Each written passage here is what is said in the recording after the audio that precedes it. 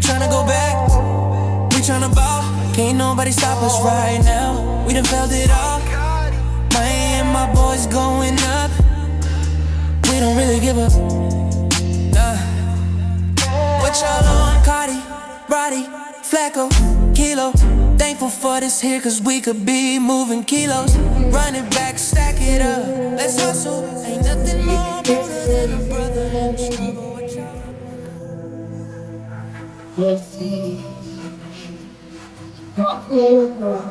Chapter 1.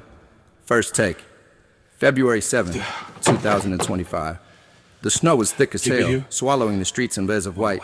Just last week, Cardi had totaled his car in an accident, completely fucked up his ride, but he was lucky enough to walk away without a scratch. Today felt different. It was his first real studio session. Up until now, Cardi had been the definition of DIY. He'd been recording his songs in his room on BandLab or borrowing his cousin's MacBook whenever he could. Everyone in the city always talked about how cold Kilo was at making beats like some god-level producer, and now Cardi was finally about to find out for himself. Nervous?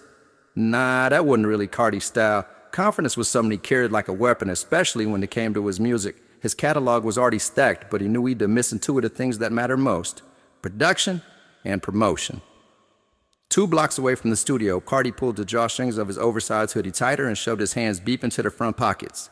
His sweatpants brushed against his snow-soaked sneakers as his thick afro hair, dusty with flakes, shook when he walked. Then he saw it. A big red neon sign glowing through the winter haze. The Woosie Way. He'd driven past this place a million times, but never once paid it any real attention. Tonight, though, that shit looked dope. He could only imagine how it looked on the inside. Yeah, this shit got it, Cardi muttered as he pushed the studio doors open. The vibe hit him immediately. Warm lighting, soundproof walls, the faint smell of incense. Kilo walked up like he'd been waiting on him, hand out for a dap. Yo, Kilo said, locking hands with him. I've heard some of your tracks, bro. You could really take over the city if you lock in. Cardi smirked. Say less. He'd brought a couple of beats of his own, but Kilo was not having it. Nah, let me show you what I've been cooking up, Kilo said, pulling up a folder of fresh beats. The first one dropped through the speakers and Cardi's face lit up like a kid on Christmas morning. This the one, he said instantly, no hesitation. Let's get it. Bet. Booth's right there, Kilo told him. Cardi stepped inside the booth, threw on the headphones and felt home. Like he'd been there 1,000 times, even though this was his first. Mic check 1, 2, he said into the mic. You're perfect, bro, Kilo's voice said through the glass. Say the word when you're ready. The beat started. It was hypnotic, clean, and Cardi said it was already mounting automatically. He closed his eyes, zoned out, and let the words fill.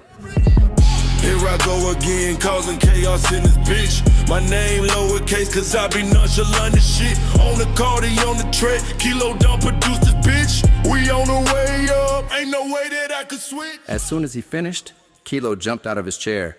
Yo! Kilo shouted, his voice echoing through the studio. That shit was raw as hell, my boy, and you did it in one take. Cardi just grinned. His chest swelled with confidence as he leaned back in the booth. Run it back, he said, calm but cocky. Kilo smirked, already knowing what was about to happen. For the next 45 minutes, the two of them locked in, playing the track over and over. The energy in the room was different. Loud, electric. Both of them knew it. This was one of the coldest songs Kilo had ever produced. And for Cardi, this was only the beginning.